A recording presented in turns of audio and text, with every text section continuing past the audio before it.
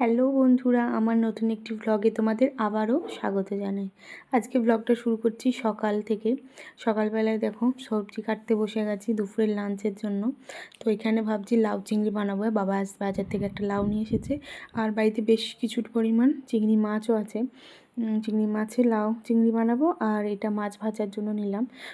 তো আমার শাশুড়ি মা সকালবেলায় তরকারিগুলো কেটে দিচ্ছেন, লাউ চিংড়ি বানাবো তাই লাউটা কেটে দিচ্ছেন কুচি কুচিভাবে, আর কিছু সবজিও কেটে দিয়েছেন তার সাথে লাউ চিংড়ি বানানোর জন্য।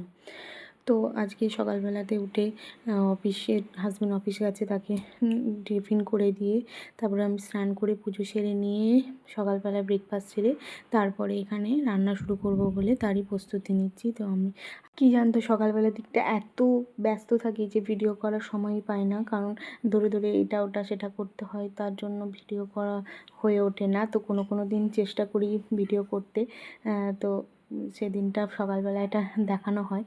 হাজব্যান্ড বেরিয়ে যায় সকাল 9টার সময়, তার আগেই সমস্ত কিছু টিফিন তার সকালের ব্রেকফাস্ট রেডি করতে হয় আমাকে, সেজন্য এতটা ভিডিও করে হয়ে ওঠে না। তো যেদিন পারবো সেদিন চেষ্টা করব আপনাদের সাথেও সকালবেলা ভিডিওটা শেয়ার করে নিতে।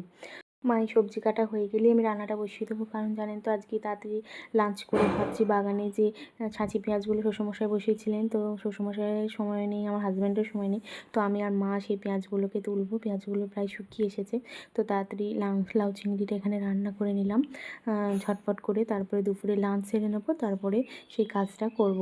তো এখানে আমার লাউ চিংড়ি প্রায় শেষ, আর দুপুরের লাঞ্চের জন্য এখানে বানিয়ে নিয়েছিলাম গরম গরম ভাত, লাউ চিংড়ি, আর যে মাছটা ভাজা করে নুন লঙ্কা কাঁচা পেঁয়াজ দিয়ে সানা করে, তারপরে আলু ভাতে আর সালাড।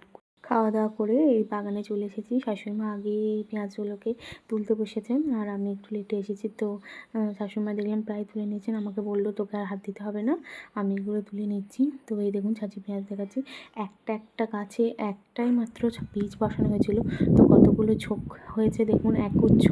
মানে এই ছাঁচি পেঁয়াজটা আমি প্রথম দেখলাম আমাদের ঘরে লাগানো, আগে বড় পেঁয়াজ লাগানো হয়েছে। তো এই ছাঁচি পেঁয়াজ এই গরমকালের দিনে কিন্তু খেতে খুব ভালো, আর শরীরে বলে যে রোদও লাগে না এই ছাঁচি পেঁয়াজ খেলে।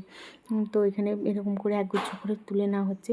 বেশি বসানো হয়নি, অল্প পরিমাণ জায়গা অল্পই বসানো হয়েছে, তাতেও কিন্তু বেশ ভালোই ফলন হয়েছে। তো এগুলো হাতে করে এমনিভাবেই তুলে নেওয়া হচ্ছে, মাটিটা নরম ছিল যেহেতু।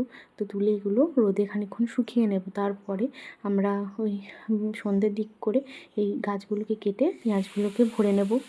এখানে গাছগুলো শুকিয়ে গেছে, তো গাছগুলো থেকে আলাদা করে পরিষ্কার করে নিয়ে আনা হচ্ছে।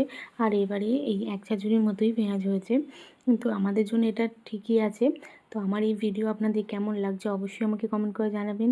ভালো লাগলে পেজটিকে সাবস্ক্রাইব করে পাশে থাকবেন। নমস্কার।